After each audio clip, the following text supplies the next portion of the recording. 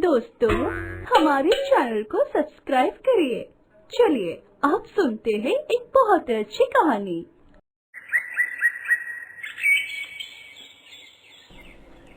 एक गांव में श्याम नाम का एक लड़का अपने पापा मम्मी के साथ रहता था। श्याम अपने पापा मम्मी से बहुत प्यार करता था, इसीलिए वो हमेशा अपने पापा मम्मी का बात सुनता था। एक दिन श्याम बाइक लेकर बाजार जा रहा था। श्याम का घर बाजार से बहुत दूर था। बाजार जाते वक्त एक जंगल पड़ता था। उसी जंगल रास्ते में एक लड़के अकेले खड़े होकर श्याम से लिफ्ट मांगी। श्याम लड़की अकेले खड़ी हुई है ये देखकर उसे लिफ्ट दिया और बोला, मैडम अब कहाँ पर जाएंगे? लड़की बोली, मैं यहीं पास वाले बाजार पे जाऊंगी।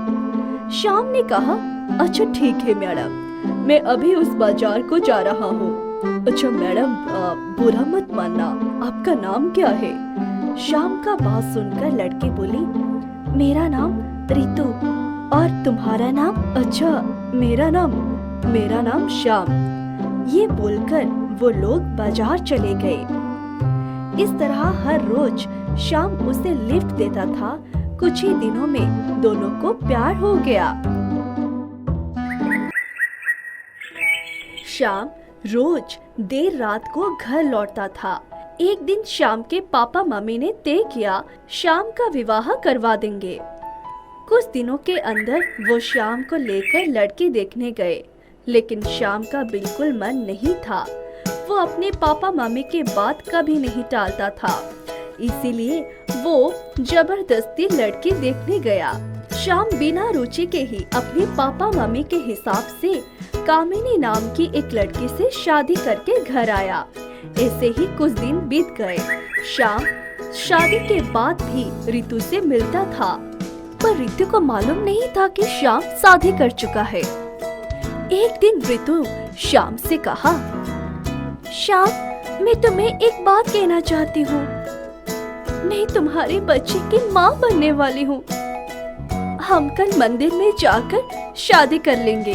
श्याम रितु के बात सुनकर चौंक पड़ा और कहा, पर रितु, अगर हमारे घर में ये बात जानेंगे तो हमें कभी भी स्वीकार नहीं करेंगे। तुम एक काम करो, तुम इस बच्चे को जन्म ना दो। हम कल अस्पताल जाकर इस बच्चे को खत्म कर देंगे। और वैसे भी मेरा हालत कुछ ठीक नहीं है। मुझे अब कुछ वक्त चाहिए, बाद में हम दोनों शादी कर लेंगे। श्याम का बात सुनकर रितु बहुत टूट गई। श्याम घर को लौट आता है। वहाँ श्याम की पत्नी कामिनी कुछ बिना खाए पिए श्याम के इंतजार में बैठे रहती है। श्याम घर पहुँचते ही कामिनी ने श्याम से कहा, तुम इतनी रात तक कहाँ गए थे? रात को 12 बज गया है। तुम रोज इतनी रात तक कहाँ रहते हो? अभी मुझे सब सच सच बोलो। मुझे तो तुम्हारे ऊपर शक हो रहा है। शायद तुमने और किसी के साथ रिश्ता रखे हो। श्याम कामिनी की बात सुनकर गुस्सा हो गया और कामिनी को एक थप्पड़ लगाता है। फिर अपने कमरे में जाकर सो जाता है। सुबह हुई।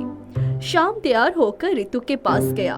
वहाँ रितु अस्पताल जाने के लिए तैयार होकर उस रास्ते पर खड़ी हुई थी। श्याम रितु के पास जाकर उसे अपने बाइक में बैठाकर अस्पताल ले गया। कुछ देर के बाद श्याम का बाइक आधे रास्ते पर खराब हो गया। श्याम का गाड़ी स्टार्ट नहीं हुआ। उस रास्ते के आसपास कुछ भी बाजार नहीं था। रास्ता पूरा पेड़ों से भरा पड़ा था। श्याम रितु से बोला, तुम थोड़ा गाड़ी से उतर जाओ, गाड़ी में पेट्रोल नहीं है शायद। मैं आगे जाकर देखता हूँ बाजार है या नहीं। तुम यहीं पर खड़े रहो, मैं देख कर आता हूँ। ये बोलकर श्याम कुछ दूर गया। कुछ आवाज सुनाई दी। श्याम पीछे मुड़कर देखा, बाइक के पास रितु नहीं थी। बचाओ, मुझे बचाओ, कौन कहाँ पर है? मुझे आकर बचाओ, बचाओ, बचाओ। श्याम ये सुनकर सोचेगा कि शायद किसी जानवर ने रितु को उठा लिया। वो भागकर जंगल में घुस गया। रितु को जोर से आवाज लगाया, रितु, रितु, कहाँ गए रितु? कहाँ गए? रितु कहाँ गए तुम? ठीक उसी समय रितु बोली, श्याम मैं ऊपर हूँ, पेड़ के ऊपर देखो। श्याम मैं तो इधर हूँ, मैं पेड़ के ऊपर आई हूँ। ये सुनकर ऊपर देखा, रितु का शरीर पेड़ के ऊपर झुला हुआ है। उसे किसी ने रस्सी लगाकर मार दिया है। ये देखकर श्याम डर गया। वो चिल्लाकर बोला, हे भगवान, ये सब कैसा हुआ? मैं ये सब क्या देख रहा हूँ? श्याम को पता नहीं था वो जिससे प्यार करता था वो एक आत्मा थी। वो आत्मा सभी को उस रास्ते पर लिफ्ट मांगती थी, क्योंकि वो जब जिंदा थी तो एक बार देर रात को घर लौट रही थी। वो एक कार से लिफ्ट मांगी। उस कार के अंदर कुछ शराबी थे। उन्होंने रितु का बलात्कार करके रस्सी में बांधकर जंगल के उस पेड़ पर लटका दिया था। उसी दिन से रितु का आत्मा जो कोई भी उस रास्ते से जाता था उसे लिफ्ट मांगती थी। दोस्तों, समाज में इसी तरह के घटना रोज घटती है, इसीलिए हमें रोज सतर्क रहना होगा और इस तरह के दोषी को कठोर सजा देना चाहिए।